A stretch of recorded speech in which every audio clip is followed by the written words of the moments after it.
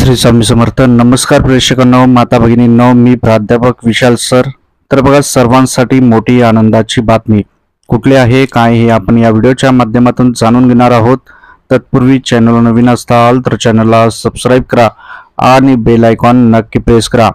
या ठिकाणी तुम्हाला सर्व सरकारी योजना, विद्यार्थी शिष्यवृत्ती, सरकारी नोकरी, इतर सर्व योजनांचा तपशील मिळेल.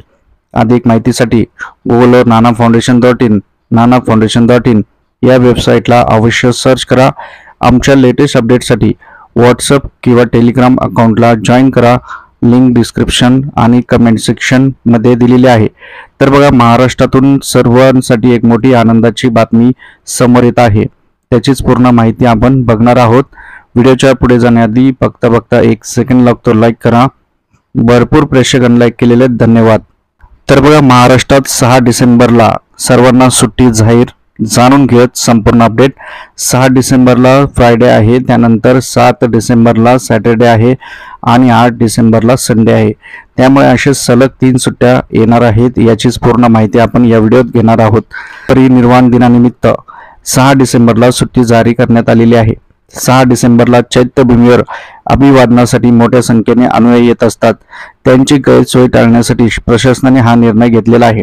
त्यामुळे सर्वांसाठी सलग 3 दिवस सुट्ट्या येत आहेत. कारण 6 डिसेंबरला तुम्हाला माहिती आहे शुक्रवार, 7 डिसेंबरला शनिवार, 8 डिसेंबरला रविवार. त्यामुळे तुम्ही चांगलं नियोजन करू शकता. व्हिडिओला शेअर नक्की करा. एका शेअरमुळे भरपूर लोकांना याचा फायदा होईल, माहिती मिळेल. 6 डिसेंबरला शाळा महाविद्यालय बंद राहणार आहेत.